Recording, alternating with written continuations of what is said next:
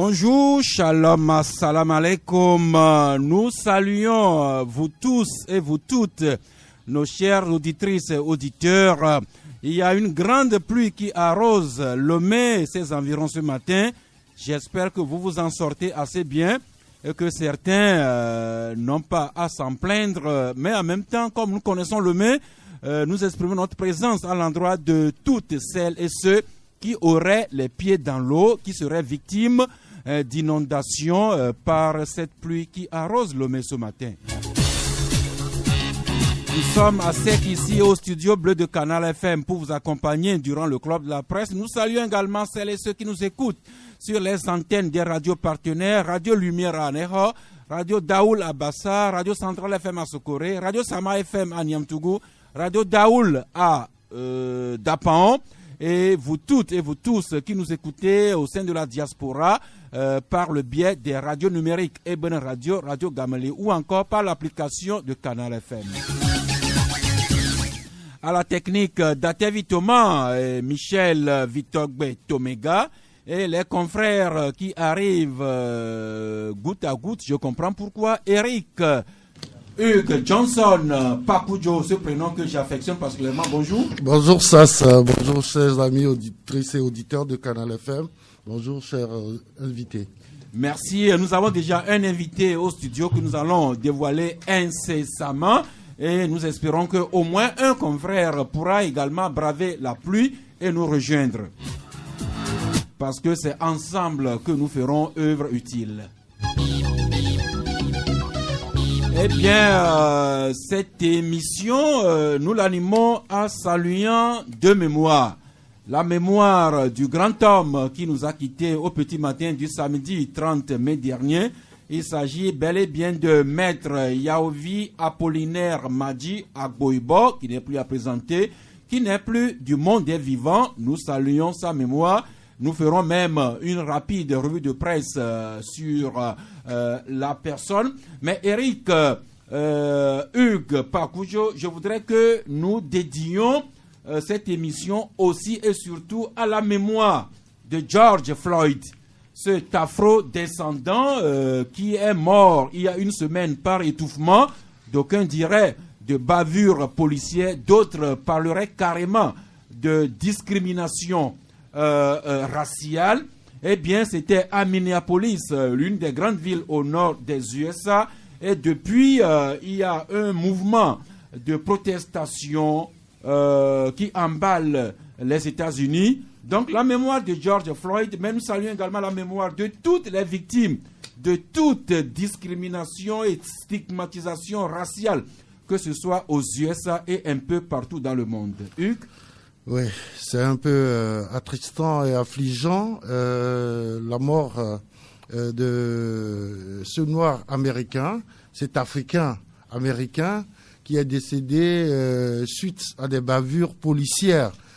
Tout le monde a été choqué, le monde entier, je voudrais dire, a été choqué par cette bavure qui n'est pas la première aux États-Unis, un pays que nous affirmons être un pays démocratique, mais où le racisme est toujours présent, et tous les jours que Dieu fait, c'est des Noirs américains qui subissent les foudres de la police blanche aux États-Unis. Cela fait très mal. Et si vous voyez aujourd'hui ce qui se passe aux États-Unis, c'est que tout le monde en a marre et tout le monde veut que ça s'arrête une fois pour de bon. Il va falloir que la police américaine sache que être noir n'est pas un crime, mais c'est la vie qui est ainsi faite, où les hommes sont différents de par leur couleur de la peau, de par leur société, leur culture, etc. Donc, il va falloir que les chefs d'État américains et je veux dire de par le monde, prennent ce problème à bras le corps afin que cette discrimination raciale au XXIe siècle là s'arrête une fois pour de bon. Le mouvement qui se passe, c'est partout aux États-Unis. C'est très important de le souligner. C'est partout, dans presque toutes les villes des États-Unis, il y a des mouvements. Même si à cause du coronavirus, on a décrété des couvre-feux un peu partout dans des États, mais les gens continuent par braver ce couvre-feu pour faire vraiment c'est affligeant. Malgré le coronavirus, malgré le couvre-feu que le gouvernement américain a décrété, on assiste quotidiennement à de manifestations qui prennent malheureusement l'allure de violence. Ce dont nous parle le journal L'Indépendant Express, les manifestations violentes qui continuent malgré le coronavirus et le couvre-feu. Ces manifestants qui réclament justice pour George Floyd, cet Afro-Américain de 46 ans, tué le lundi dernier, il y a 9 jours. Ces manifestants qui dénoncent les bavures policières et les discriminations raciales. Des manifestations qui gagnent plusieurs villes des États-Unis, à Washington, à Seattle, à Dallas, les foules qui se rassemblent également à New York, Los Angeles, Atlanta, Chicago ou encore Miami. Et Eric Hugh Johnson, les États-Unis, soit par le gouvernement, soit par les ONG, soit par leurs personnalités, c'est le pays qui est le plus prompt à mesurer la liberté, la démocratie dans le monde entier. C'est les États-Unis qui publient les rapports les plus accablants pour les pays qui violent les droits de l'homme. Et voilà les États-Unis qui sont pris en flagrant délit de violation des droits de l'humain, au point que la Chine et l'Iran ont appelé hier le gouvernement américain à respecter le droit de ses citoyens. Et c'est ça qui fait un peu mal que pendant que tout ça là se passe, les pays africains ne réagissent pas officiellement par rapport à cette situation. Oui, j'ai une connaissance d'un télégramme de protestation du président de la Commission de l'Union africaine, M. Moussa Faki Mahamat. Eh bien, ça c'est l'organisation de l'Union africaine qui réagit ainsi. Mais les États, qu'est-ce que les États disent? Les États africains. Les États africains. Qu'est-ce que nos chefs d'État, qu'est-ce que nos premiers responsables politiques disent par rapport à cette situation? Et je voudrais faire peut-être un basculement très rapide vers le discours de Malcolm X en 1964 devant l'Union africaine qui demandait... C'était l'OUA à l'époque. Qui demandait aux États africains de réagir, de faire quelque chose. Car il dit, nos souffrances sont les vôtres. Nous sommes les mêmes. Ça dure depuis 300 ans. Et on ne voit pas les pays africains réagir face à cette situation. Malcolm X a prononcé un discours que vous retrouverez peut-être pour faire un peu de pub dans l'Union paru ce jour. C'est très important de reparcourir cette histoire en disant que cela ne date pas d'aujourd'hui. Il faut que les pays, tout le monde réagisse par rapport à ce qui se passe aux États-Unis. Parce que le donneur de leçons doit aujourd'hui recevoir des leçons. Il faut le faire. Il ne faut pas se taire par rapport à cette situation. Merci. Ce sont les États-Unis d'Amérique et le gouvernement et les ONG, les personnalités, leurs fondations. Ils sont les premiers à publier le rapport sur la liberté d'expression, la liberté de manifestation, les droits de l'homme et même les élections un peu partout dans le monde. Voilà ce grand pays qui est pris en flagrant délit de violation des droits humains. Je le rappelle, la Chine et l'Iran, que les États-Unis accablaient il y a quelques jours, ce sont ces pays qui appellent les USA à respecter les droits de ses citoyens. Merci Eric de rappeler aux pays africains que c'est également leur droit souverain de prendre la parole et de réagir sur ce qui ne va pas dans le monde entier. Surtout merci de rappeler encore ce discours très poignant de Malcolm X qui appelait déjà les dirigeants africains à intervenir pour sauver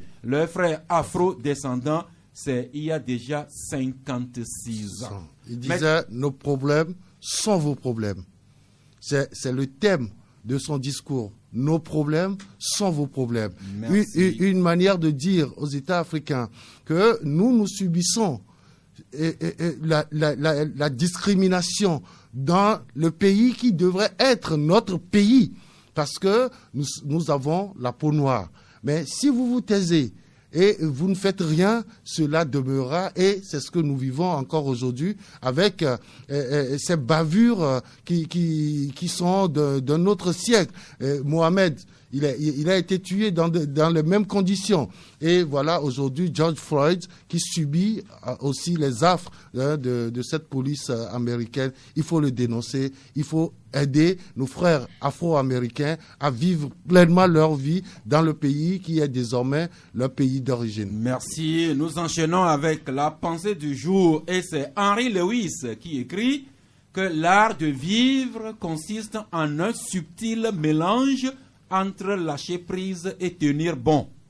Encore une fois, Henry Lewis qui nous écrit que l'art de vivre consiste en un subtil mélange entre lâcher prise et tenir bon.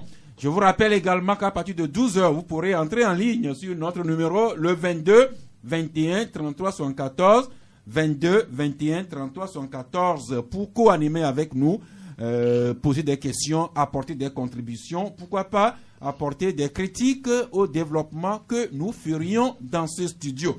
J'en viens maintenant à notre invité Clovis David Niaoui. Bonjour. Bonjour, M. Sachs. Vous êtes le président de l'ONG La Prévention Routière, Association Prévention Routière Togolaise. Vous êtes un peu notre personne ressource que nous sollicitons de temps en temps sur les problèmes relatifs à la circulation urbaine sur le code de la route. Et nous vous invitons aujourd'hui à l'occasion d'une journée mondiale qui est consacrée au passage à niveau. Oui, avant d'aller tout de suite sur le sujet, je dis bonjour à tous les usagers de la route, aux auditrices et auditeurs. Bon, surtout ceux qui seraient sur la route en ce temps de pluie. Voilà. Donc, effectivement, la journée internationale du chemin de fer est une journée que chaque année, plus de 40 pays dans le monde commémorent. D'accord? Donc, c'est une journée qu'il faut à chaque fois se rappeler pour sensibiliser les usagers de la route afin que, au niveau des passages à niveau, qu'ils changent de comportement afin d'éviter les accidents de la circulation. Donc, pourquoi au niveau mondial, on a trouvé important de décréter toute une journée pour nous rappeler à la problématique des passages à niveau? Parce qu'on a constaté que trop d'accidents se passent dans le monde au niveau à ces endroits-là. Donc, il faudrait créer une date, une journée pour pouvoir sensibiliser les usagers de la route, leur rappeler que, attention, le passage à niveau n'est pas un carrefour comme les autres. Merci. Le pays n'a pas un grand réseau ferroviaire. Les lignes qu'on a apprises à l'école, la ligne du Copra, Lomé-Anéhol, la ligne du cacao, Lomé-Palimé, et même la ligne du coton, Lomé-Blita, ne marche plus. Mais est-ce qu'il y a quand même des passages à niveau ici à Lomé, au Togo, où on déplorerait ou bien on déplore des morts? Bien sûr. Donc on a au moins une quinzaine de passages à niveau dans la ville de Lomé, où il se passe des accidents. Et on a déploré des morts. Plus forte raison, en 2019, il y a eu au moins 5 morts, 5 accidents. Et en 2019, la prévention routière togolaise, avec la collaboration du comité des assurances, a organisé une caravane de sensibilisation à travers toute la ville de Lomé. Donc on a parcouru ces passages à niveau en abrégé PN, et on leur a doté du matériel pour pouvoir mener à bien leurs tâches. Ce qui a fait que l'année passée, on a connu qu'un seul accident. Et cette année, nous pensons avoir 0 accident. Et en parlant de passage à niveau, je ne peux pas oublier les chemins de fer de la Société Nouvelle des Phosphates du Togo, le siège nord à Dagbati, le siège sud à Kpogame, le train qui convoie le phosphate des carrières jusqu'à l'usine à Kpémé. C'est vrai qu'il y a quelques années, il y avait beaucoup d'accidents. Dieu merci, ces derniers temps, ça diminue, mais encore une fois, la prudence est de règle, monsieur David Niaoui. Oui, effectivement. Donc la prudence est de règle parce que on dit souvent qu'au passage à niveau, la priorité est la vie. Donc il ne faut jamais affronter un train de 800 tonnes, c'est la mort. Donc le train est toujours prioritaire, mais nous constatons qu'il y a toujours des gens qui s'adonnent à de mauvais comportements.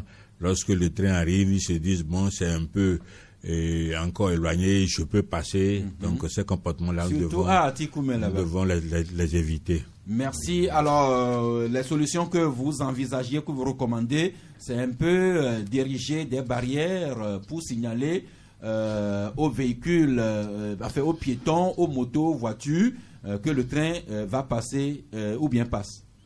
Oui, bien avant d'arriver au niveau des barrières, il y a également des signalisations, des panneaux de signalisation qui indiquent à chaque fois les passages à niveau. Donc il y a plusieurs sortes de passages à niveau. Il y a les passages à niveau avec barrière, ça peut être manuel ou automatique, électrifié, et des passages à niveau sans barrière. Mais ici, ce que nous avons constaté est que à tous les passages à niveau, presque, on a des barrières à 2 battants. Or, il y a un seul vigile. Donc, c'est ce qui nous intrigue beaucoup. Donc, on a eu à écrire aux responsables de chemin de fer que d'augmenter le nombre de vigiles parce que le seul vigile va vouloir fermer un côté et aller fermer encore l'autre côté. Pendant ce temps, il y a les 2 roues étant tellement pressées, donc entrave la barrière. Donc c'est ça qui nous préoccupe beaucoup. Il faudrait que l'État fasse quelque chose pour que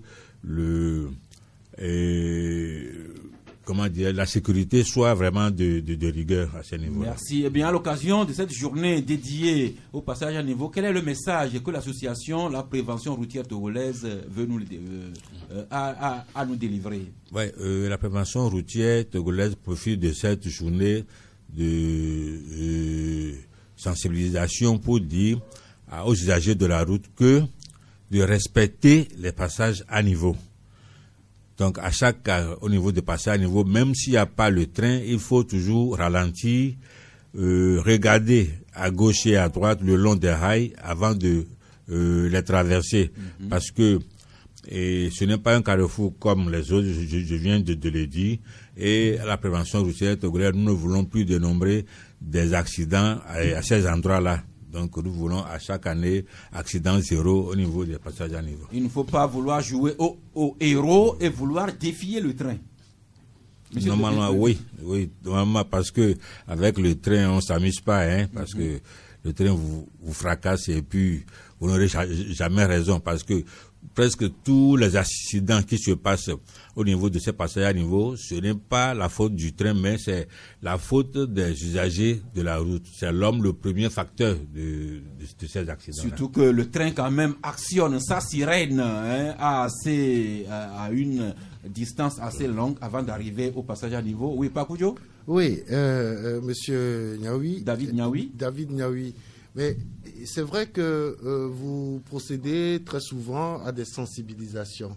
Mais est-ce que vous proposez aussi des mesures coercitives, par exemple pour des gens qui ne respectent pas c'est un code de la route quand même. Monsieur David Niaoui? Oui, et normalement, c'est pour cette raison que on a toujours dit que tout le monde n'a qu'à avoir un permis de conduire, surtout les 2 roues. Donc, avant de pouvoir obtenir son permis de conduire, tu dois apprendre le code de la route. Et en apprenant le code de la route, on va te dire que parmi tous les véhicules prioritaires, disons, c'est le train qui est le premier prioritaire. Donc, on n'affronte jamais un train. Un policier ne peut pas dire qu'un véhicule prioritaire, par exemple, le sapeur-pompier, en fonction, mais ne pas dire que je suis sapeur-pompier, donc je vais passer avant le train, non. D'accord? Oui. Donc, nous avons des mesures, nous proposons des mesures aux gens, nous prévenons les gens que telle chose-là, faut pas le faire, telle chose, faut le faire, parce que pour votre santé, pour la sécurité dans la circulation, donc éviter certains comportements. Là, nous sommes d'accord, mais la question de Pakudjo, ceux qui contreviennent, soit par ignorance ou bien par négligence ou bien par défi, ceux qui conviennent à ces dispositions du code de la route, est-ce que l'association, votre association, a un pouvoir pour punir? Non, nous on ne fait que prévenir. On n'a pas de pouvoir. Donc quand nous on prévient, bon, je sais que le reste là, c'est la police qui doit. La police et la gendarmerie. Ouais, vous avez dit que vous proposez quand même des mesures au chemin de fer, etc. Oui. Mais imaginez que vous êtes à un carrefour, quelqu'un qui fait ça. Qu'est-ce qu'on doit lui faire? C'est-à-dire, est-ce qu'il n'y a pas une proposition pour que cela puisse contraindre les gens à ne plus y aller? Ouais, normalement, bon, nous ne sommes pas à tous les passages à niveau au même moment. Donc ce sont les vigiles qui sont là, qui doivent faire des rapports à leur hiérarchie pour dire que, donc, à notre niveau, il se passe telle ou telle chose. D'accord? Et maintenant, c'est à eux maintenant de prendre des mesures pour que les gens évitent de faire cette truc-là. Merci, mais je présume, je sais que Pakudjo a la réponse à sa question. Eric sait très bien qu'il revient à la police et à la gendarmerie qui ont en charge la régulation du transport pour punir ceux qui contreviendraient aux règles du code de la route. Mais M. Niaoui, on va quand même terminer par cette information que nous donne le confrère, le canard, plutôt l'Indépendant Express. Un expatrié français meurt ramassé par une moto à Lomé. C'était au quartier Atikoumé le 20 mars dernier. Et la victime a été ramassée par une moto alors qu'il traversait la route. Alors, c'est un phénomène très récurrent dans nos rues ici, monsieur David Niaoui. Oui, très souvent, surtout à Lomé ou bien surtout en Afrique, nous croyons que le piéton n'a pas droit à la circulation. Or, le piéton également, c'est un usager de la route. Et le piéton est le premier prioritaire parmi tous les usagers de la route. Donc, lorsqu'un piéton pose son pied sur la chaussée, automatiquement, les véhicules, les motos, les 2 roues, les 4 roues, tout le monde doit ralentir et laisser passer le piéton. Même s'il ne traverse pas sur un passage pour piéton, on doit toujours lui faciliter la traversée de la chaussée en ralentissant et si possible en s'arrêtant et le laisser passer. On ne doit jamais forcer un piéton à courir pour traverser. Donc c'est un phénomène qui se parle beaucoup. Donc ce comportement-là, nous devons tous ensemble le rappeler à tous les usagers que le piéton est toujours prioritaire, il faut toujours laisser passer le piéton. Parce qu'aujourd'hui, il y a des gens qui sont dans des voitures, qui sont sur des motos, ils oublient qu'ils seront demain piétons. D'accord? Et ils étaient d'abord piétons avant de rouler aujourd'hui en voiture. Voilà. Et maintenant, lorsqu'un piéton traverse, au lieu de ralentir, c'est maintenant que nous accélérons et nous l'insultons.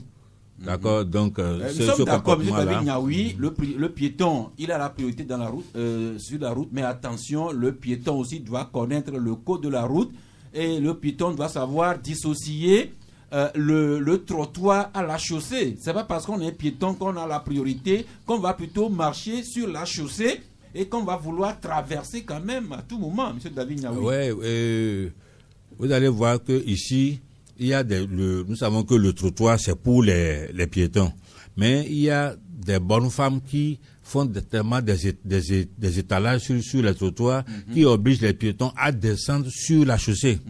D'accord? Bon, aujourd'hui, moi, ça m'a beaucoup fait mal parce qu'on a dit que pour garer une voiture, il faut monter sur le trottoir. Moi, je ne suis pas d'accord. Je ne suis pas d'accord parce que le trottoir c'est pas pour les véhicules, c'est pour les piétons.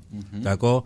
Bon, si le conducteur peut garer et laisser un peu d'espace aux piétons, c'est bon, mais il y en a qui garent complètement sur le trottoir et obligent les piétons à descendre sur la chaussée. C'est très mauvais. Le trottoir, ce n'est pas pour garer les véhicules. Le trottoir n'est pas pour un étalage de commerce. Et c'est à ce niveau, depuis bientôt 1 an, que nous avons les maires je souhaiterais que les maires commençassent à libérer les trottoirs, mais Eric Hugues Pakoujo, on dirait que les maires ne savent pas que des commerçants occupent les trottoirs. Non, ils le savent. Ils le savent? Ils le savent, parce que nous tous, nous voyons ça.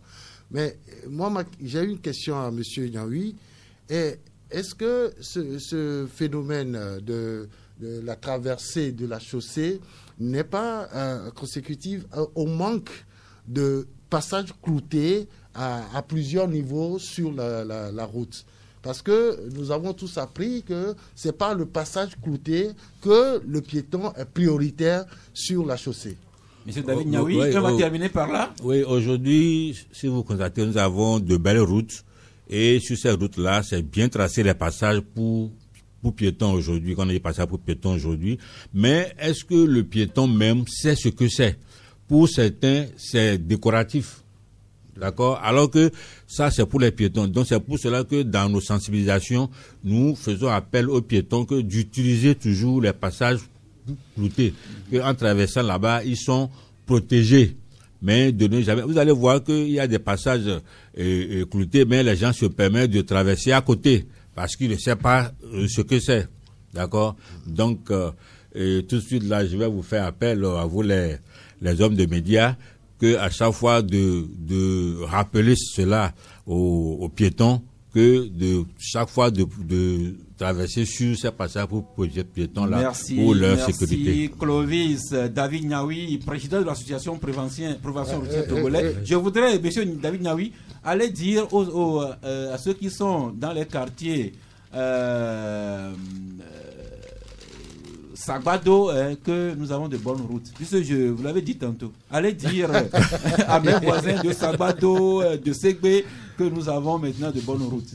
Et M. Niaoui nous a même lancé un pic en nous demandant de continuer la sensibilisation qui est alors son rôle. Non, c'est notre travail à nous tous. Nous le faisons, mais maintenant, moi je pense que c'est à vous également de faire des propositions au gouvernement, de mettre au niveau des passages cloutés là des panneaux de signalisation pour que le piéton qui passe, même quand tu passes, tu vois qu'il y a un panneau qui t'indique de pouvoir traverser par là. Les gens vont y aller. Merci. Des questions pertinentes. Nous aurions pu y consacrer toute l'émission, mais nous allons le faire régulièrement. Enfin, nous allons le revisiter comme M. David Niaoui nous le demande. Nous passons maintenant à Maître Yaovi Agboibo. Il nous a quittés dans un hôpital parisien, c'était le samedi dernier. Agboibo qui est mort une cinquantaine de jours après son aîné Edem Kodjo, ce qui amène le confrère, le médium attitré aujourd'hui, opposition togolaise, le désert avance. C'est le titre de le médium. Alors pour revenir à Maître Agboibo, il y a cet hommage que notre confrère Carlos Ketou lui a adressé et qu'il publie aujourd'hui dans son journal L'Indépendant Express. Maître Yaovi Agboibo, hommage à un sphinx des mystères et d'énigmes. Carlos écrit, revient sur le parcours politique d'Agboibo, ses relations avec Feu le président Eyadema et avec le président actuel Faure Gnassingbé, sa stratégie d'obtenir des réformes, sa conception des autres leaders de l'opposition notamment, sa lecture de la vie, son goût parfois excessif pour la femme et la dimension philosophique de la fortune, notamment l'argent. L'hommage parle également de la circonspection transcendantale de la chose spirituelle, notamment les rites, les croyances, la magie et le vaudou. Agboibo était dense, comme l'écrit Carlos. Il le présente comme le défenseur des droits de l'homme. Son parti, le CAR, a été qualifié longtemps de parti des déshérités. Agboibo, un homme de mystère et d'énigmes, un sphinx clairvoyant, sorcier à la limite, écrit Carlos Agboibo, qui pour Carlos a marqué son temps et la politique togolaise. Et pour finir, le confrère trouve que Agboibo fut proche de son entourage, des Togolais, des déshérités, des peuples. Je rappelle que Nous allons animer une émission spéciale à la mémoire de Maître Agboibo le vendredi prochain. Mais c'est ce que écrit donc ce matin l'Indépendant Express. Mais il n'y a pas que lui, hein, il y a d'autres journaux également qui reviennent sur Agboibo, et également des partis politiques, hein, les FDR, dont le président Apevon a été présenté pendant longtemps comme l'un des meilleurs disciples, hein, d'Agboibo. Les FDR qui ont rendu public un communiqué. Il y a également M. Olympio Gilchrist, hein, qui a signé un communiqué personnel. Il y a également le président de l'ANC, Fabre, qui s'exprime sur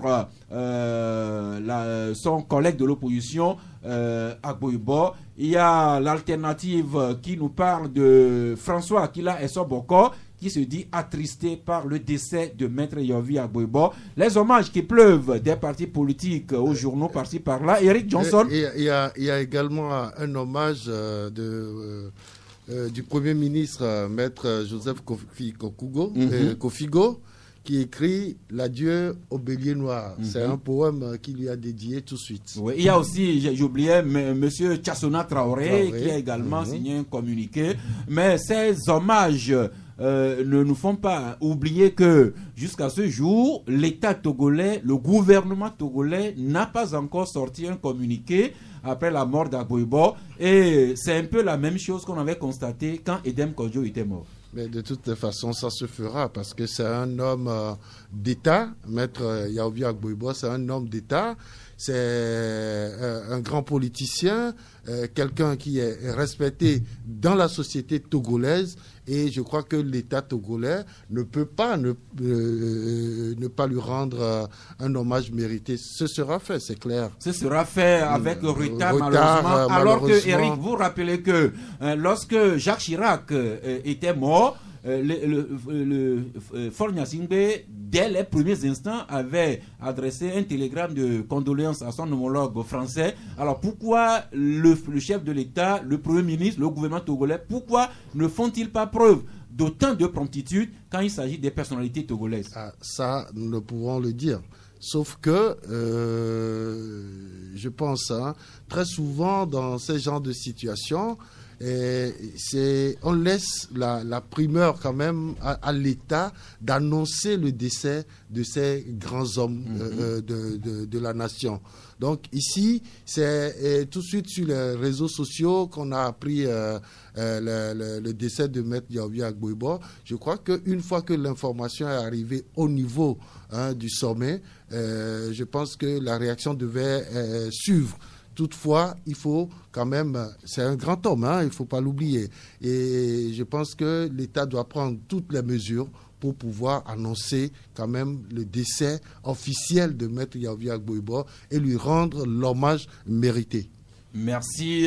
L'occasion pour nous de rappeler aux gouvernants togolais leur talon d'Achille. Les Togolais souhaitent que les dirigeants soient plus proches d'eux dans leur vie quotidienne, dans leur joie, dans leur peine. Beaucoup de personnes prennent très mal qu'un ancien Premier ministre du Togo meure et que officiellement on se donne le temps pour réagir. Non, mais ça, c'est... Il faut aussi voir le fonctionnement de l'État. Il ne faut pas tout de suite, parce qu'il y a eu un décès de ce type-là, que l'État se jette tout de suite à faire un hommage. Qu'est-ce qu'il faut dire? Qu'est-ce qu'il faut faire? Il faut analyser tout ça, parce que c'est Agboibo, mais Eric, qu'est-ce que les partis politiques disent, qu'est-ce que les journaux écrivent et que le gouvernement ne pourrait pas dire? Non, je suis d'accord avec toi que l'État doit réagir promptement. Je suis d'accord sur cette analyse. Toutefois, je dis il faut aussi savoir quoi dire. Est-ce que l'État a déjà pris attache avec la famille éplorée? Il y a des trucs qu'il faut faire. Parce que, comme je disais tout à l'heure, en France, quand Chirac est décédé, c'est la famille de Chirac qui l'a annoncé officiellement au chef d'État français qui a fait une réaction. Donc, c'est un truc devenu officiel. Je ne dis pas que l'État doit prendre autant de temps pour réagir. Il faut le faire promptement. Je pense que c'est ce que les Togolais attendent. Je trouve quand même du mérite à ce que vous dites là. Est-ce que les familles de Dème Kodjo et d'Agboibo ont officiellement saisi la présidente de la République, le gouvernement de la mort de leurs proches avant d'accuser l'État? Peut-être que l'État aurait souhaité que l'information lui fût aussi transmise officiellement. Chacun à sa part. Mais encore une fois, Eric, nous souhaitons vraiment que nos dirigeants nous prouvent qu'ils sont proches de nous dans nos moments de joie et de peine. Et ce gouvernement quand même qui est proche de nous dans la riposte à la Covid-19, là il faut le reconnaître, la promptitude et la proactivité dont l'État a fait preuve dans la riposte.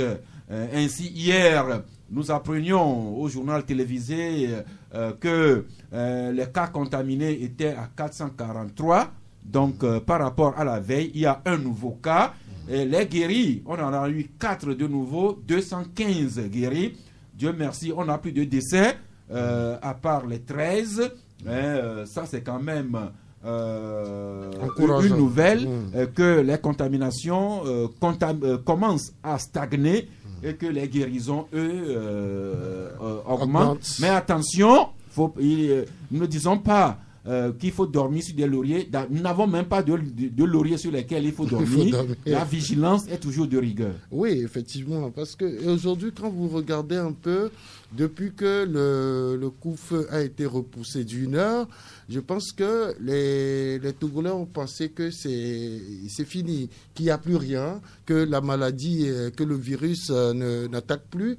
Et on a constaté un relâchement dans le respect des mesures barrières. C'est très important de le dire et de demander une fois encore aux compatriotes de toujours respecter les mesures barrières. Parce que nous sommes une société qui vit en communauté. Nous ne savons pas rester seuls dans nos coins. Nous savons vivre ensemble. Et donc, lorsqu'une personne est contaminée dans la société, attention, c'est important de dire à tout le monde de respecter toujours les mesures barrières, car le coronavirus n'est pas encore partie de notre société. Il faut faire attention. Et les gestes barrières, encore une fois, porter la bavette ou bien le cache-nez, il y en a maintenant de toutes les couleurs, de toutes les tailles. Se laver régulièrement les mains quand on revient faire des courses. Ce n'est pas la peine de se serrer les mains, de s'embrasser, mais également éviter de se toucher les yeux, le nez et la bouche, qui sont les portes d'entrée du virus. Et si vraiment les courses ne sont pas indispensables, il faut rester à la maison, même si ça démange les gens qui ont de grandes jambes comme vous, Eric Johnson. Ah oui. Merci pour ce pic-là. Quand même, je pense que nous n'avons pas encore fini avec ce virus-là, si tant est que l'état d'urgence n'est pas encore levé, et que les autorités continuent par nous demander de respecter les mesures barrières. Et oui, bientôt, s'il plaît à Dieu, nous tous, c'est notre souhait que l'on lève très rapidement cet état d'urgence et que nous retrouvons nos sensations d'antan. Et ça, je suis sûr que prochainement, c'est avec toi que je serai dans mes trucs. Merci. Oui, monsieur David Niaoui. Je voulais ajouter en disant que concernant cet événement mondial de la Covid-19, des rapports nous sont arrivés qu'il y a encore des conducteurs de taxi qui s'adonnent à des surcharges. Donc, au lieu de prendre 2 personnes derrière pour les véhicules à 5 places et une personne devant, ils continuent par mettre 4 derrière et 2 devant. Et les passagers ne peuvent pas le dire. Parce que quand tu le dis, le chauffeur te il te fait descendre, ou bien il te dit des bêtises, que sur la route, il y aura à payer telle somme. Donc il faudrait que vraiment la police fasse son travail. Il y a même des chauffeurs qui font payer 2 places à ceux des passagers qui réclament ce droit. Donc il faudrait que vraiment l'État voit ce côté-là pour qu'on sanctionne ces conducteurs qui continuent pas faire ce truc. Merci. Le nouveau coronavirus qui est un peu partout dans le pays, dans plein de préfectures, également dans les prisons.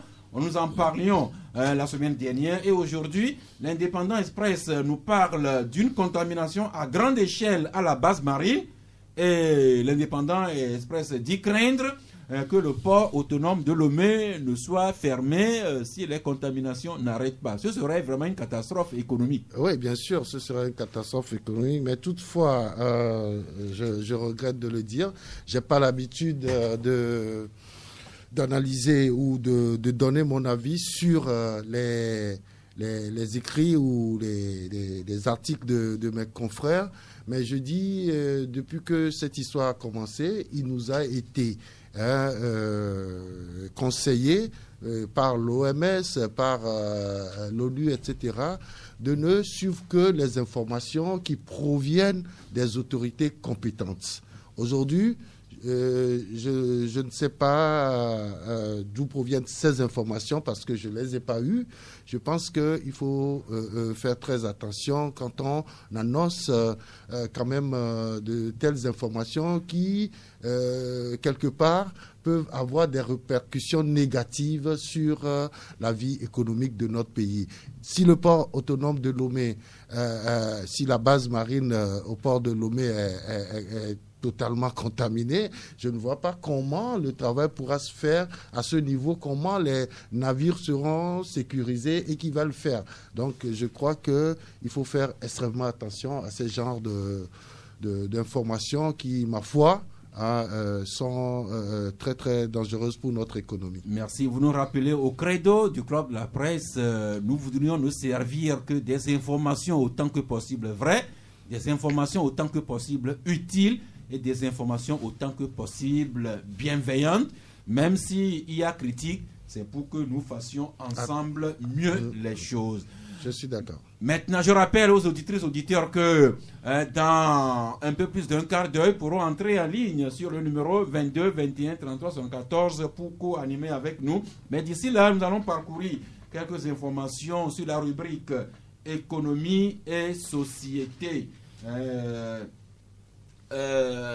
Commençons par Liberté qui écrit à la page 2 quand le journal Liberté fait rentrer des ressources à l'OTR. Et le journal rappelle qu'il y a quelques mois, ce journal parlait du procureur général près la cour d'appel de Lomé qui roulait à bord d'un véhicule non immatriculé. Et l'information est maintenant là parce que c'est le procureur général près la cour d'appel qui lui-même a porté l'information à la rédaction de Liberté.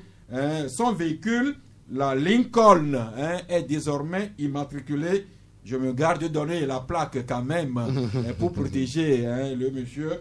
Et Liberté en conclut que grâce au travail de veille d'un journal, un haut magistrat a immatriculé son véhicule et a renfloué les caisses de l'Office togolais des recettes. C'est de bonne guerre. C'est de bonne guerre, il faut le faire. C'est d'ailleurs pour ça que nous sommes là.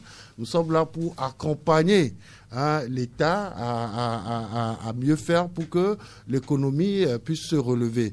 Je crois que cette information, quand elle était arrivée, on l'avait disséquée ici.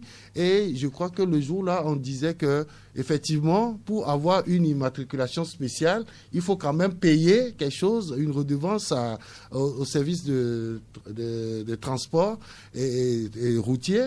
Et à partir de ce moment, c'est l'État qui gagne quelque chose. Mais aujourd'hui, quand l'information est sortie, le magistrat a compris qu'il n'était pas dans la droite ligne et qu'il fallait régulariser la situation. Voilà pourquoi il est allé le faire et c'est une très bonne chose. Je pense que tout ce que les journaux, tout ce que la presse dit n'est pas pour faire mal, mais c'est pour corriger les choses dans notre société. Et je crois que ça a permis aujourd'hui quand même à l'État d'absorber quelque chose. Et je crois que Liberté a raison de se vanter d'avoir aidé l'OTR à obtenir quelque chose à partir de ce magistrat qui a régularisé sa situation. Ça c'est bien, sauf que le travail n'est pas fini. Il y a encore plein de véhicules qui arborent des immatriculations bizarres. Il va falloir que nous continuions notre travail de veille. Si c'est régulier, tant mieux. Sinon, il faudra que les gens se conforment à la réglementation. Je pense que c'est ce qui doit se faire. C'est ce qui doit se faire pour une fois encore. Les gens vont voir quand même le rôle que joue la presse dans ce pays. Et c'est pour ça, surtout dans ces périodes Covid-19, je crois que la presse joue un très grand rôle. Merci. Deuxième information, ça c'est heureux pour les usagers de la route. Depuis samedi, les prix des produits pétroliers sont revus à la baisse à la pompe. Et vous en parlez aujourd'hui. L'Union qui nous rappelle que depuis le 30 mai dernier, c'est la deuxième baisse des prix à la pompe que nous avons eu en moins de 2 mois. L'avant-dernière baisse était le 7 avril. Oui, et voilà encore une autre situation pour laquelle je voudrais applaudir les organisations, les ONG, les associations qui, dès le début de l'avènement du coronavirus au pays, ont commencé par réclamer la baisse des prix des produits pétroliers à la pompe. Et je voudrais faire un clin d'œil à votre ami Dokomi, qui a commencé très tôt à demander cela, parce que le prix du pétrole sur le marché baissait déjà à partir de ce moment-là. Et donc, aujourd'hui, c'est chose faite. Le gouvernement a suivi quand même les plaintes de ces associations, de la presse et de tout le monde. Et voilà, nous avons eu 2 baisses en 2 mois. Il faut le relever, c'est très important pour nous qui sommes quand même les premiers clients de ces pétroliers. Et désormais, depuis samedi, l'essence, le super sans plomb se vend à 425 francs CFA, le pétrole lampant à 375 francs le litre, le gazole 450 francs et le mélange de temps 532 francs. Le gaz butane de cuisine n'a pas changé de prix, ni en hausse ni en baisse. Oui, parce que si on voit également le phénomène de régulation des prix, le prix du gaz est très souvent stable. Je ne sais pas si c'est parce que le gaz a un prix stable sur le marché et que l'autorité n'a pas daigné diminuer le coût du gaz. Ce serait fait que nous allons éviter également la déforestation. C'est un truc très important. Le prix du gaz, quand ça diminue, automatiquement, vous voyez qu'il y a moins de coupes d'arbres dans nos forêts, etc. Merci. C'est vrai que si de plus en plus de ménages allaient à la cuisine au gaz ou bien à l'électricité, cela soulagerait, disons, nos forêts. C'est dans la dynamique du 1er juin. Depuis hier, nous avons commencé à planter des arbres, même si c'est beaucoup plus les officiels qui sacrifient à cette tradition. J'espère que les privés aussi, dont vous, David Niaoui, et que vous, Eric, j'espère que vous avez planté un arbre hier ou que vous le ferez au cours de la semaine. À voir. Oui. Non, du tout. Depuis hier, j'étais souffrant, donc ce qui fait que... Maintenant, vous allez guérir rapidement. Mais une seconde, la partie nous parle quand même de la tension sur nos forêts, des forêts en voie de disparition ici au Togo. Et ce journal évoque les causes qui sont les incendies de la végétation ou encore des maladies qui affectent certains arbres ou encore des parasites. Mais ce sont surtout les activités humaines qui sont responsables de la déforestation. Oui. Nous occupons la brousse, tracer la route pour chercher du bois de chauffe, du charbon. Tout cela se fait au détriment de la végétation, de la biodiversité. Et après, nous sommes surpris que la chaleur augmente de plus en plus. Monsieur David Naoui. Ouais, je voulais juste faire un pas en arrière, parlant de la baisse du prix des carburants. Il y a le problème de tarifs qui s'impose. Malgré la baisse, là, il y a les tarifs n'ont pas diminué. Plus les tarifs ont augmenté. Et il y a également les usagers, les passagers qui se plaignent. Donc, il faudrait que l'État voit ce côté-là et fasse des tarifs standards pour tout le monde, pour que tout le monde sache que pour aller d'ici à là, il faut que je paie ceci. Merci, c'est important, d'autant plus que Eric, vous le relevez, avant le 7 avril, le super samplon était à 568. Mais depuis samedi, le même super samplon se vend à 425. Alors les transporteurs devraient quand même revoir aussi leurs tarifs à la baisse, parce que le prix du carburant baisse. Oui, je crois que c'est un travail qui se fait au ministère du Commerce. Et donc, la direction du commerce intérieur se charge de ça à chaque fois qu'il y a eu une augmentation ou une baisse de prix de carburant. Donc, dès qu'il y a une fluctuation, la direction du commerce intérieur essaie de discuter avec les syndicats des transporteurs et il y a les prix qui sont fixés par rapport au coût du carburant. Je crois que c'est un travail qui se fait après les fluctuations des prix du carburant. Et je crois que ça doit forcément arriver bientôt. Merci.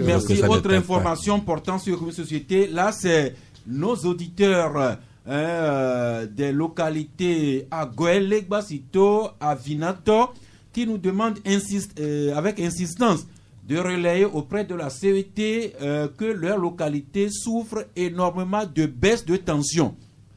Donc il y a baisse de tension du courant électrique dans ces localités d'Agoël, Legbasito, à Vinato. Entre-temps, ils avaient connu un petit soulagement, mais le mal est revenu. Eh bien, la CET, où nous comptons beaucoup d'amis, Eric, que la CET aille remonter un peu la tension du courant électrique auprès de ses auditrices, auditeurs et compatriotes. Oui, je crois qu'il y a 2 ans de cela, et il y avait d'autres localités, et surtout dans la zone d'Agoël, qui subissaient également cette baisse de tension, mais un travail a été fait pour relever un peu le niveau de la tension et je crois que ça doit continuer. On vient d'avoir un nouveau DG, un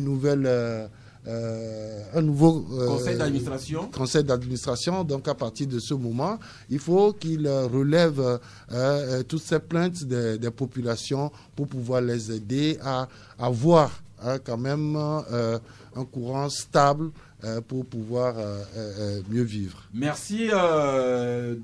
Information suivante qui porte sur l'économie, société, c'est le groupe Togocom. Nous en parlons de temps en temps. Le vendredi dernier encore, nous en avons abondamment parlé. Et aujourd'hui, 2 journaux s'y intéressent. D'abord, le Medium qui écrit Togocom, négociation syndicale. Et pour le Medium, c'est aujourd'hui que les comptes rendus et le relevé de conclusion entre Togocom et les centrales syndicales seraient adoptés. Et nous y reviendrons demain s'il le faut.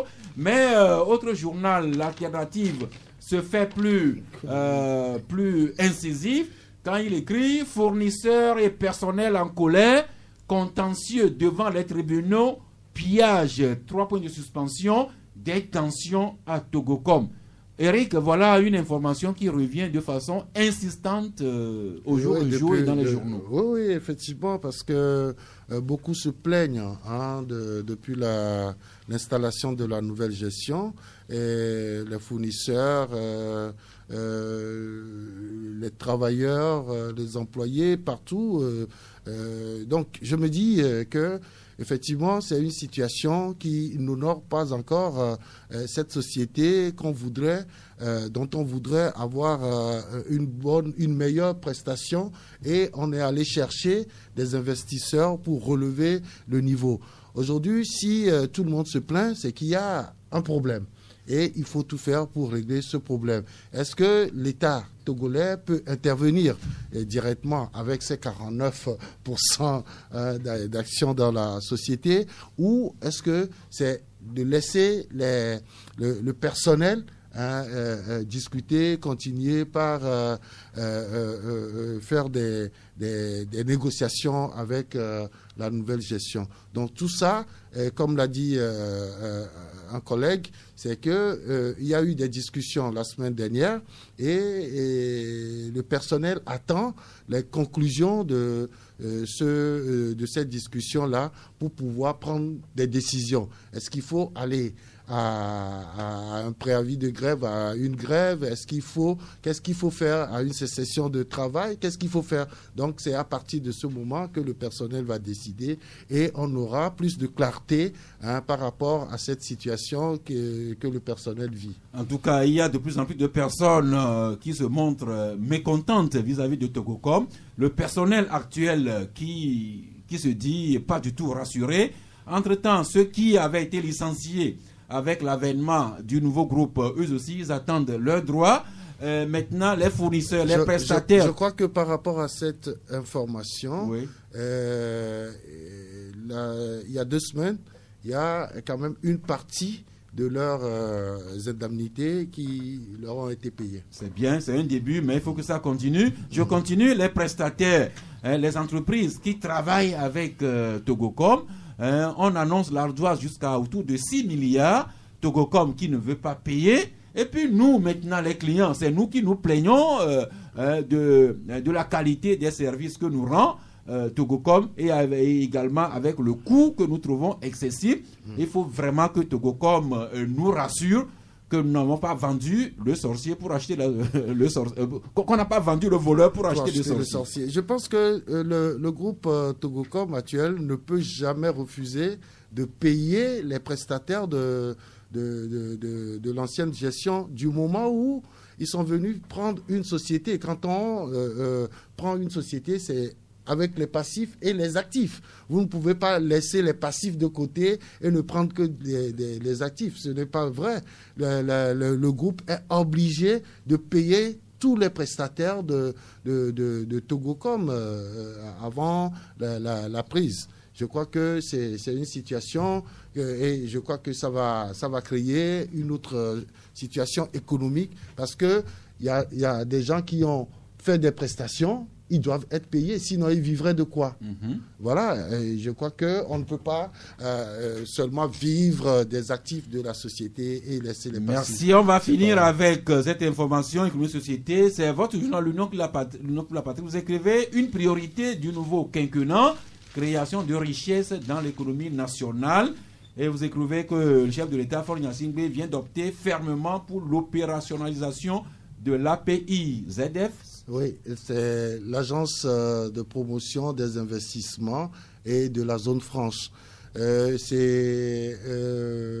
fait partie quand même des propositions du chef de l'État pour relever le niveau de l'économie nationale.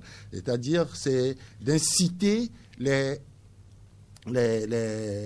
investisseurs à venir investir dans le pays en créant des industries. Vous savez qu'on en a très peu et que surtout si par rapport à des situations conflictuelles très souvent et les gens qui ont la bonne volonté de venir investir repartent. Aujourd'hui, avec l'agence-là, la PIZF, le chef de l'État pense que avec les avantages liés à cette agence-là, les investisseurs auront les coudées franches pour pouvoir investir et pouvoir quand même faire leur plus-value. Et quand vous prenez les documents qui régissent cette agence-là, vous comprendrez tout de suite que c'est une ouverture générale pour tout investisseur, que ce soit des investisseurs nationaux ou internationaux, pour pouvoir créer des industries dans le pays. Merci à vous, Eric Hugues Pakudjo Johnson, Vous avez été le seul confrère qui a animé cette émission avec l'assistance de notre ami David Niaoui. C'est la Providence qui nous l'a envoyé aujourd'hui même. Eh bien, aujourd'hui, nous avons parlé de la journée mondiale consacrée au passage à niveau. Nous avons parlé également un peu du code de la route et les comportements que nous devrions adopter pour sortir sain et rentrer sain à la maison sans accident. On a parlé également de la bavure, voire même de l'acte discriminatoire racial qui a coûté la vie à George Floyd aux États-Unis et les mouvements de contestation qui se font sentir un peu partout. Nous avons eu le courage d'interpeller les États-Unis d'Amérique sur le respect du droit de tous ses citoyens, toutes couleurs comprises. On a parlé de la mort de Maître Yahyaoui Agbo-Ibor et puis on a fini avec des informations portant sur l'économie, la société, nos questions de proximité. Sur l'une ou l'autre question, vous aurez à intervenir bientôt sur le 22 21 33 74. Le plaisir pour l'acquérir, écoutez Canal FM 93.5.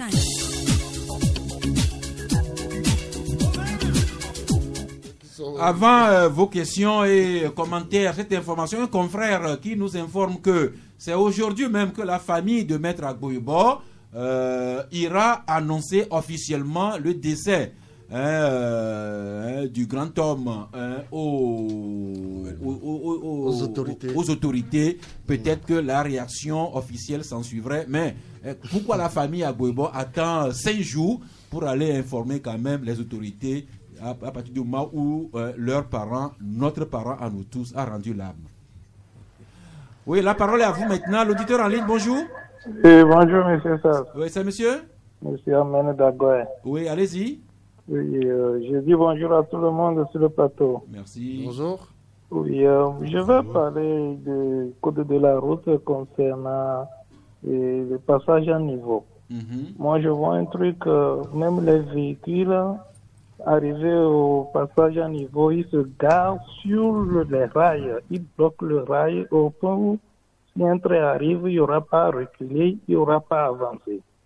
Là, il faut que l'autorité qui est avec vous sensibilise ou bien porte la voix au niveau des personnes pour que la police puisse sévir ou bien intervenir ou bien régulariser. Faites quelque chose pour que cela ne se fasse plus. Parce que moi, quand je vois ça, ça m'intrigue. Merci, c'est bien dit. Sauf que ce n'est pas une autorité gouvernementale, c'est juste le président d'une association. David Niaoui.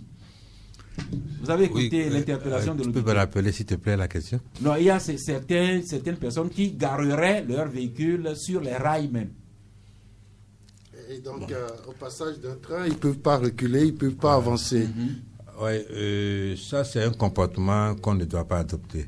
Donc, toi-même, lorsque tu gardes ton véhicule trop proche des rails, avec le passage du train, s'il y a des secousses, ça peut fendre ton pare-brise. D'accord? Donc, il faudrait que lorsque nous voulons garer nos véhicules, nous laissons assez d'espace entre le véhicule et les rails. Assez d'espace, à peu près combien de mètres? Au moins 3 mètres, c'est 3 bon. mètres. Comme ça, tout le monde est en sécurité. Voilà. Merci beaucoup. L'auditeur suivant. Allô? Oui, bonjour. Bonjour. Oui, c'est monsieur? Je suis monsieur Djakou. Pardon? Djakou. Djakou, oui. J'appelle de Didouomé. Donc, bonjour le plateau et bonjour à vous, Sass. Oui. Et j'appelle par rapport à la situation aux États-Unis. Merci pour cette analogie que vous avez faite, parce que c'est ce pays qui réagit promptement quand il s'agit des questions de droits de l'homme, de liberté et tout ça. Bon, maintenant, je voulais savoir, sincèrement, je suis étonné parce que ça se passe dans un pays quand même où un noir a été président. Comment on peut comprendre que dans un pays où un noir a été président, cette situation prévaut? Et ensuite, par rapport à votre analogie, c'est de dire que on a vu dans nos États ces réactions de certaines personnalités de ce pays. Je voudrais qu'on me dise où se trouve Herman Cohen. Peut-il dire aimer l'Afrique sans aimer les Africains? Aimer l'Afrique sans aimer les Noirs? Où est Herman Cohen par rapport à ce que vivent les Noirs aux États-Unis? Merci.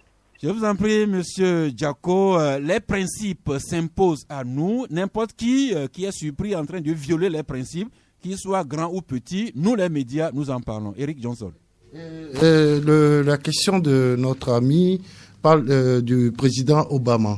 Je crois que le racisme, la lutte contre le racisme, c'est une lutte quotidienne. Et les Noirs américains sont en train de mener cette lutte-là depuis 300 ans. Et je crois que jusqu'aujourd'hui, même à l'avènement d'Obama en tant que président, cette lutte-là ne s'est pas arrêtée. Ça a continué. Mais est-ce qu'on est au bout du tunnel? On a même eu des actes de racisme sous la présidence de Barack Obama. L'auditeur suivant, bonjour. Bonjour, ça. Oui. C'est Gérard. Gérard, oui, allez-y. Oui, bon. Moi, c'est pour parler un peu de Maître Yovia Agbouiba. Vraiment, c'est un grand homme que le Togo est connu. Et vraiment, nous devons lui rendre hommage. Ce que je déplore un peu chez vous, c'est que pour Eden Kodjo, vous avez pris toute une émission pour rendre hommage à Eden Kodjo. Mais pour Agbouiba, ce qui s'est passé, ça ne m'a pas intéressé. Bon. Donc, vous avez suivi l'émission fidèlement hier et aujourd'hui? Ah, non, bon, au fait, si vous l'avez fait... Non, répondez à ma question. Est-ce que vous avez suivi l'émission hier et aujourd'hui depuis le début? Hier, je ne l'ai pas suivi, non, je l'ai suivi. Ok, au point la mienne débat à Gouachouak Blava Dohara. Ok, maintenant continuez. Bon. L'émission... Ce que je garde de lui, c'est un homme aussi modeste, celui-là qui, avec des doutes aussi impressionnantes, arrive à négocier avec le pouvoir et à en prendre quelque chose. Je crois que sa méthode, il faut que les autres partis qui sont encore présentes aujourd'hui, c'est-à-dire l'opposition, qu'on s'inspire de M. Madi Agbouiba pour qu'on puisse aller de l'avant et savoir que pour négocier, il faut avoir, c'est-à-dire cette façon de caresser l'adversaire, de prendre quelque chose chez lui. Donc, paix à son âme. Merci. Je vous rappelle, chers amis auditeurs, la pensée du jour, c'est Henri Lewis qui a écrit « L'art de vivre consiste en un subtil mélange entre lâcher prise et tenir bon ». L'auditeur suivant, bonjour. Bonjour, Sas, comment vous allez? Ah, je suis heureux de retrouver notre vieil ami, M. Maglo. Oui. Et vous avez bien fait tout à l'heure de déplorer le fait qu'au décès de Maître Yovia Agbouiba, le pouvoir n'a pas réagi promptement comme il se doit. Cela, je crois que nous devions commencer à connaître ceux qui nous dirigent, le pouvoir togolais. Nous sommes ici, quand les choses se passent ailleurs, ils sont prompts à y aller même. Certains même vont jusqu'à pleurer là-bas. Et on remarque d'ailleurs qu'ils s'en foutent pas mal des citoyens togolais. Et qu'est-ce que vous voulez qu'ils fassent pour les gens qui les gênent? C'est-à-dire les opposants dont Agbouiba fait partie. Agbouiba est un opposant qui a vraiment gêné le pouvoir togolais du père en fils. Et nous ne devions même pas pleurer qu'ils n'ont pas réagi. Nous sommes gérés par personnes interposées. Et le pouvoir français a déjà annoncé ça par le biais de RFI. Moi, j'ai appris le décès de Maître Agbouiba par RFI. Qu'est-ce que nous voulons encore de plus? Ça suffit, non? Est-ce que ça va? Non? Comme ceux qui nous gèrent, la source même nous a dit qu'un de nos leaders est décédé. Ça nous suffit. Qu'est-ce que nous attendons encore du pouvoir togolais? Voilà. Merci, M. Maglo, pour votre sarcasme. Ça aussi participe au débat. L'auditeur suivant, déjà en ligne. Bonjour. Oui, bonjour. Oui. C'est Georges depuis Seguin. Oui, allez-y, Georges. Bon, moi, j'aimerais intervenir sur la pandémie, là. Malheureusement, je pense qu'il y a certains dirigeants qui nous donnent de mauvais exemples. Ce week-end, je n'y étais pas personnellement, mais quelqu'un y était. Et paraît-il qu'il y a le président de l'université qui a enterré un parent. Et il y avait beaucoup de personnes là-bas rassemblées. C'était presque une fête. Encore une fois, je n'y étais pas personnellement. Vous savez, si vous y avez été vous-même, votre témoignage aurait plus de poids. Exactement. Mais je voulais juste attirer l'attention sur certaines personnes pour dire que ces personnes-là représentent une vitrine pour le pays. Et certains comportements, c'est comme par exemple en circulation, tu vois RTG passer. Quand RTG fait une erreur que tout le monde peut faire, on dit « Ah, c'est RTG même qui fait cette erreur. » Donc, il y a des gens qui ont des réactions comme ça. Donc, le mieux pour ces personnes-là, c'est de faire des choses qui peuvent instruire les gens et qui peuvent les conseiller à suivre leurs pas. Merci beaucoup. Je vous en prie. Eric, si le témoignage de notre ami est authentique, je pense que... Effectivement, une fois encore, nos condoléances au professeur Kokoroko et au président du tribunal d'Anera, son frère, qui ont perdu leur maman, et les funérailles ont été organisées ce week-end à Palimé. À Balavé, plus précisément. Voilà, plus précisément. Effectivement, il y a beaucoup de gens qui ont voulu témoigner leur amitié à ces deux personnalités de l'État quand même. Mais très franchement, il y a des dispositions qui ont été prises depuis l'entrée du village jusqu'à la maison mortuaire. Et ça, j'avoue que l'information que l'ami vient de donner, elle est vraie au sens où il y a plusieurs personnes qui y étaient. Mais par contre, le professeur Kokoroko a fait prendre des dispositions depuis l'entrée du village jusqu'à la maison mortuaire pour que les distanciations sociales, les mesures barrières et autres là, soient respectées. Vous y étiez vous-même? Oui.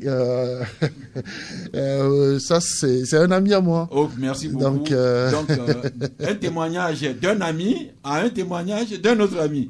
L'auditeur suivant, bonjour. Bonjour le plateau. Oui. Monsieur Sass, lorsque le problème de Togocel, Togocom va encore revenir, j'aimerais bien que vous nous réinvitiez les journalistes qui ont fait l'avocat de Togocom lorsqu'on le vendait. Cher ami, oui. C'est l'animateur du club La Presse qui invite et qui veut et qui fait la police de l'émission, s'il vous plaît. Oui, pour pouvoir comprendre beaucoup de choses. Vous comprendrez tout sur Togocom. D'accord. Sur la diminution du prix des produits pétroliers, j'aimerais que vous invitiez le ministre Bigamon qui nous a promis qu'il va revenir nous expliquer le mécanisme des prix.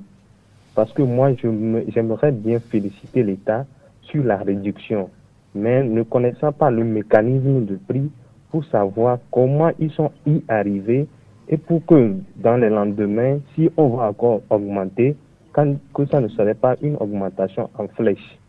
Pour l'invité de l'émission, j'aimerais lui poser certaines difficultés que nous rencontrons dans la circulation. Il vous écoute. Voilà. Nous sommes tous, après tout, des piétons, même si on a des véhicules. Mais il s'est fait que le matin, quand vous allez, les passages cloutés qui sont visibles, on gare là-dessus. Ce qui fait que le piéton ne trouve plus de chemin pour faufiler. Et lorsqu'il trouve un petit moment pour arriver, il est chevauché par une moto. Ça, c'est la première des remarques. Deuxième des remarques, au niveau des passages à niveau des trains, vous avez des rails qui font dérailler les motocyclistes. À l'occurrence de celui de rond-point Djidjolé, qui, ce matin aussi, quand il pleuvait, il a encore dérouté des gens. Comment ces motocyclistes-là allaient rentrer en possession d'aide d'endommagement de l'État? Merci. Je vous en prie. David Niaoui. Bon, concernant le stationnement des véhicules sur les passages pour piétons, on n'a pas cessé de le dire, on a toujours sensibilisé les usagers pour ça, mais il y a des gens qui jusqu'alors ne savent pas ce que c'est. Pour eux, je l'avais dit, les traits là sont décoratifs, non. D'accord? Donc c'est de bouche à oreille que entre nous allons corriger ce comportement-là pour que les piétons puissent traverser en toute sécurité. Bon, concernant les rails qui font glisser les usagers, je crois que les autorités du chemin de fer sont à l'écoute. Bon, nous, on va leur encore envoyer un courrier à cet effet pour qu'ils revoient encore la construction de ces rails. Merci. L'auditeur qui attend en ligne, bonjour. Bonjour. Oui. C'est M. Hakim. Hakim. Oui. Nous vous écoutons. Bon, je rends un vivant hommage à notre papa, M. Agouibon, qui vient de rendre l'âme. Que le Seigneur le Tout-Puissant puisse l'accueillir dans son royaume en paix. Amen. Le deuxième point, c'est le problème concernant les factures des prestataires de Togo comme impayés. Je vous en prie, c'est une situation qui est très très importante et très inquiétante.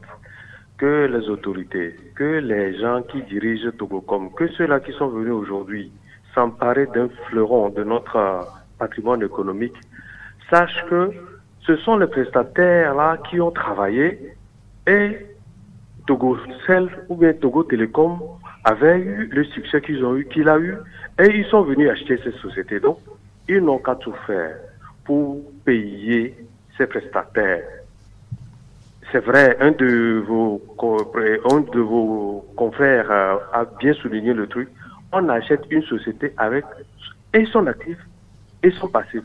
Ils n'ont qu'à arrêter de faire du dilatoire et payer les gens assez promptement parce que les prestataires ont déjà payé des impôts par rapport à cela. Ils ont payé leur personnel. Aujourd'hui, ils sont en difficulté. Surtout vis-à-vis des banques. Surtout vis-à-vis des banques. Vis-à-vis des banques et vis-à-vis des banques et vis-à-vis de certains de leurs fournisseurs. Parce que ces prestataires-là vont prendre du matériel pour faire leurs prestations. Donc, ils n'ont qu'à tout faire pour essayer de régler cette situation-là. Et je demande à l'autorité, qui est certainement en train de nous écouter, de regarder un tout petit peu cette situation. Je vous remercie. Je vous en prie, cher ami, le prochain auditeur déjà qui est en ligne. Bonjour. Allô, bonjour l'ami. Allô, bonjour. Oui. Diminuez un peu le volume de votre radio. Oui, c'est déjà du... Ok, allez-y maintenant. Je vous demande bien. Oui. Je vais aller un peu hors sujet quoi, mais... Oh, non, restez dans le sujet s'il vous plaît. Restez dans le sujet s'il vous plaît. Oui, allez-y. L'État a dit la distanciation sociale, tout ça là, mais le problème de terre au Togo, ça c'est étendu quoi. Le problème de terre. Terre. Parce que l'autre fois nous étions dans notre maison, une personne a amené les gobes, on dit de ne pas coller, mais ils sont collés et si nous sortons, ils nous battent comme ça. Ah bon? Pourquoi? Vous avez fait quoi? Non, la personne est venue s'installer en disant que c'est son lieu, que c'est l'héritage de sa grand-mère et on l'avait arrêté même, il avait fait 2 ans en prison, mais à retour, il fait la même chose encore. Vous en avez saisi la justice? La justice, on était à la gendarmerie d'abord, on nous a dit qu'on n'a qu'à aller, si on nous a tapé, on va venir à la gendarmerie. On était à la justice même, c'est la même chose, ça n'a qu'à aboutir à des choses. Eh bien, envoyez la facture service après-vente à la gendarmerie qui vous a dit de vous faire battre avant de venir le voir. Mais c'est un problème quand même sérieux, très important quand on sait que le foncier a toujours été à la base des problèmes dans notre société. Voilà encore une des raisons pour lesquelles le chef de l'État demandait forcément l'opérationnalisation de l'API ZF pour que les sociétés qui viennent prendre des terrains pour s'installer ne se retrouvent pas dans des situations comme ça. Et le code foncier aujourd'hui est clair.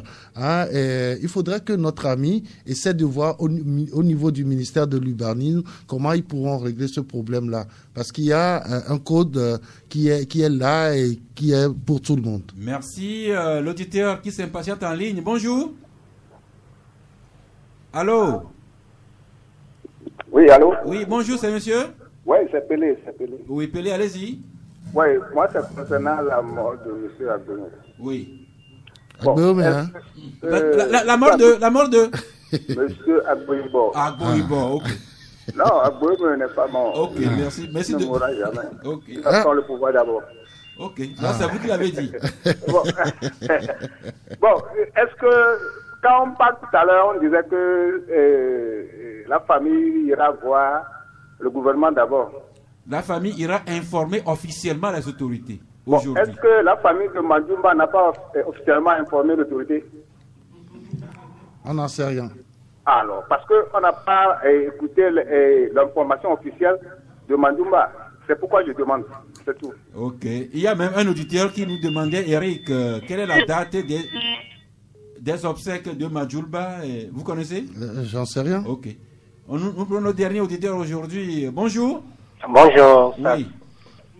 J'adresse mes salutations à tout le plateau. C'est l'ami... C'est Alphonse de Diaglé. Alphonse de Diaglé, ok. Oui. Et cela fait exactement 9 jours que George Floyd a été tué de la manière que nous connaissons tous. Et déjà en moins de 48 heures, nous connaissons le nom de l'assassin, Derek Chauvin, et des autres complices, en plus du sort qui leur est réservé. Dans mon pays, on tue à bout portant un citoyen à main nue, en pleine journée, et au su de tout le monde. Et on me parle d'une enquête. Je ne sais pas exactement de quelle enquête il s'agit. Non, moi, j'interpelle directement le chef de l'État en tant que premier garant de la paix et que la lumière soit faite sur le meurtre de Mohamed. Merci. Et de la prise en charge de ces orphelins. Vous voyez, pour finir, je voudrais laisser une pensée que vous-même vous aviez donnée une fois à la radio ici. Une injustice mal gérée dans un lieu est une menace pour la justice dans tous les lieux. Merci. Je vous en prie, félicitations, vous avez la mémoire pour le propre de la presse, mais il faut rappeler que pour ce qui est de la mort de George Floyd, c'est les policiers eux-mêmes qui ont filmé la scène et qu'ils ont envoyé sur les réseaux. Donc à l'instant même, les gens ont vu les 4 policiers, notamment celui qui avait appuyé son coude sur le cou, son genou sur le cou. Mais des 4 policiers, il y a seulement celui-là qui est inculpé. Il aurait dû comparaître hier, mais sa comparution est renvoyée au lundi prochain. C'est pour dire que aucun des policiers n'a encore été arrêté, encore moins condamné à ceci, à cela. Lenteur, dirait-on, mais très souvent, on constate qu'il peut se passer ailleurs des choses que nous regrettons ici, que nous déplorons. C'est pourquoi nous avons dit que nous en tenons au principe. Si on fait bien ici, on le dira. Si on fait mal là-bas, même dans la maison d'un grand, si nous en avons les preuves, nous le dirons aussi. Et il y a un auditeur qui se fait insistant, alors on le prend. Alors bonjour, il est parti. Eh bien, c'est fini. Merci David Niaoui. Je fais l'heureux constat que le sujet qui vous a amené au studio a intéressé les auditeurs et auditrices. Oui, effectivement, parce qu'il le faut. Et bientôt, on peut voir les chemins de fer qui vont reprendre la bonne et due forme. Donc, il faut toujours commencer. Surtout que la PIZF est en train d'être promue. Voilà. Merci. Donc, eh bien, vous êtes notre personne ressource. Il va falloir que de temps en temps, vous reveniez ici pour l'éducation civique et citoyenne portant sur le code de la route. Ça nous ferait beaucoup plaisir. Eric Hugues Pakujo Johnson, oui.